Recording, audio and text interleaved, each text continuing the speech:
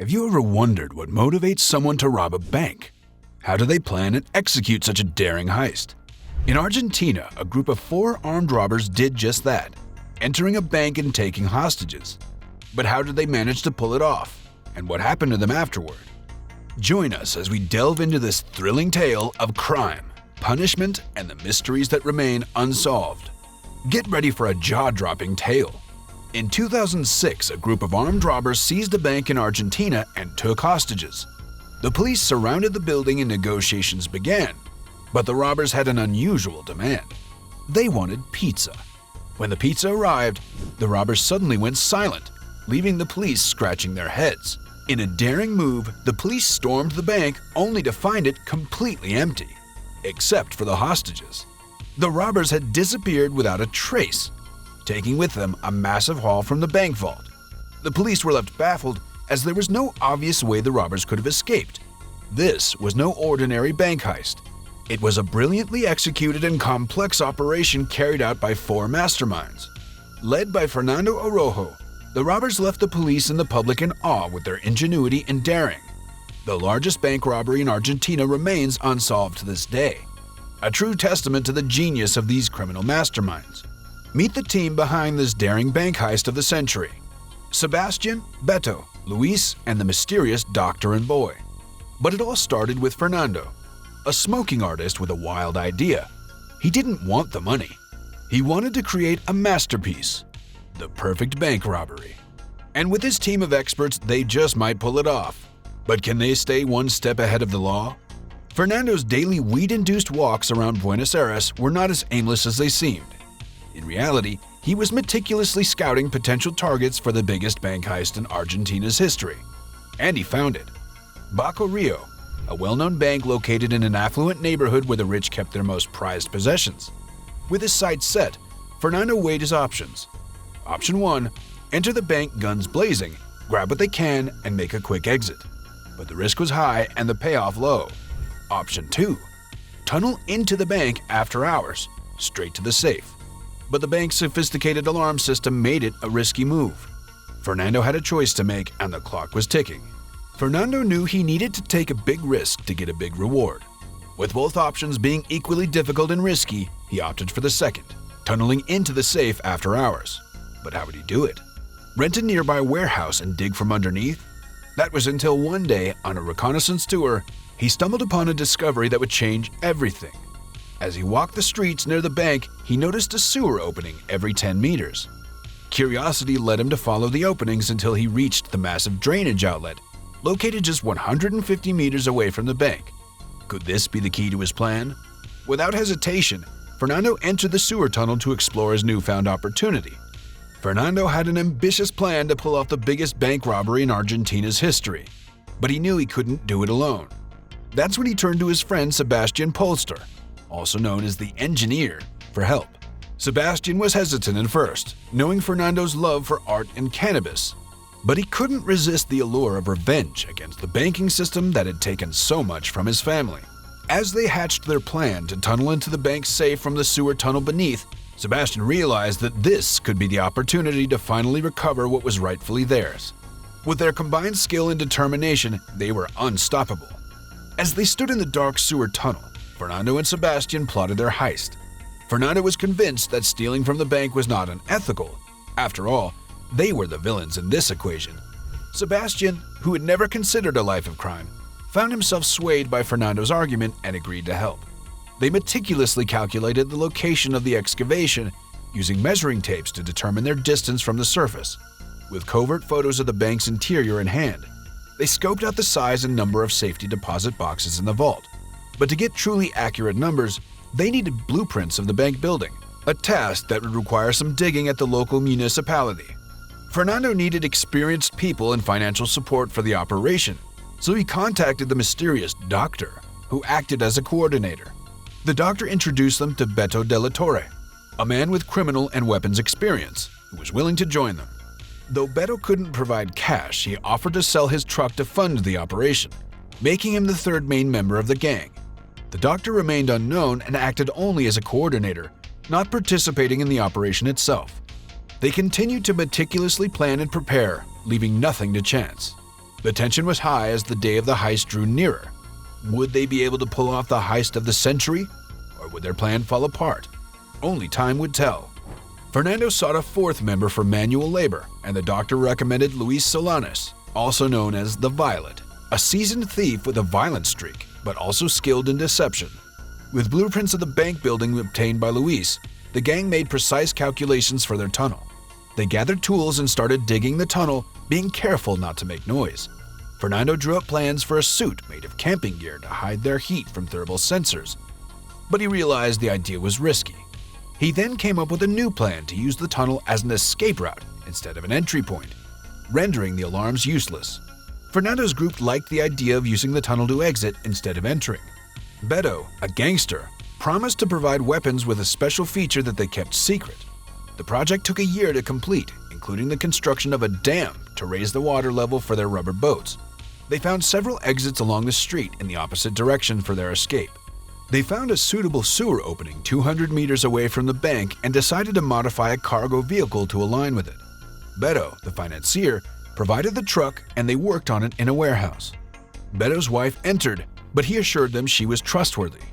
The gang nicknamed the driver of the truck the Boy.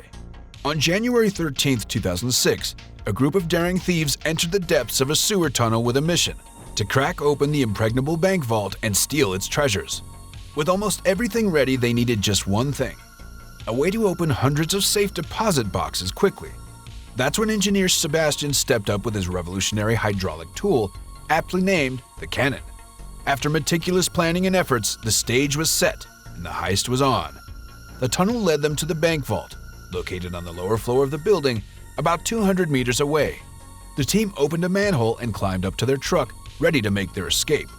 On that fateful day, Sebastian was the only one who entered the sewer tunnel and climbed up to the tunnel with his equipment until he reached the bank wall. He patiently waited for his friends to give him the signal: the leader Fernando, Beto the financier, and Luis the muscle. With 1 minute left before the bank door opened, the heist of the century was about to unfold. When the clock struck, the daring thieves stormed into the bank, wielding weapons and taking everyone in sight hostage. They ordered the customers and employees to lie down on the ground with guns pointed at their heads. Meanwhile, the bank guard in the monitoring room quickly locked himself in and called the police. The police arrived within minutes, but the thieves were already deep into their operation. Fernando, the mastermind, executed the cuckoo plan: take a hostage and escape through the bank's door, only to return quickly to the bank once the police had surrounded the area. The idea was to trick the police into thinking that the thieves had planned to escape before they arrived. However, the quick response of the police foiled the plan, and the thieves found themselves trapped inside the bank. To add to their troubles, they had placed a fake escape car in front of the bank, making it look like their actual getaway car. The police informed the leader of the operation that the thieves had attempted to escape, but had quickly returned to the bank, leading him to assume they were trapped with no other way out. The thieves were in control of the situation except for one thing: the guard who had locked himself in the control room. Would he be the key to their downfall? Or would they find a way to outsmart the police and make their escape? The stakes were high and the tension was palpable, as the heist of life hung in the balance. They needed to remove the guard from his position, as he was a direct line of communication with the police. If he saw them leaving the bank, he would alert the authorities and their plan would be compromised. The thieves attempted to negotiate with him, but he refused to surrender to them, no matter what they did. In a violent act, Luis took a bank employee hostage and held a gun to her head, threatening to harm her if the guard did not comply. The employee pleaded with the guard to come out, and eventually he agreed to leave once Luis promised not to harm anyone. Luis searched the guard, took his phone, and accompanied him to the bank's door to let him out. The guard raised his hands and went to the police and special forces surrounding the area. The leader of the operation asked the guard about the situation inside, and he informed them that 3 armed thieves were holding about 30 hostages in the bank. He also told them that the thieves had taken his phone and thrown it out the bank's window. The leader of the operation saw one of the masked thieves holding the phone and waving his hand as if to tell them to contact them. At the same time, Commander Fernando contacted Engineer Sebastian, who was waiting in the tunnel, and told him to start digging into the vault wall. After a few minutes, Sebastian began working on breaking into the vault. Fernando heard movement from the other side. It was the sound of the file cabinet being moved by him. Sebastian successfully drilled into the vault wall, allowing Fernando to confirm the tunnel connection. Sebastian used a hydraulic cannon tool to open many safety deposit boxes, while Violet and Pito controlled the hostages for 2 hours. Luis deceived the police and delayed them for a long time. When the police commander contacted him and asked for their demands, Luis replied that they only wanted to escape and did not want to harm anyone. The police commander was surprised by Luis's experience and criminal record, and Luis interrupted his thoughts to say, "Listen."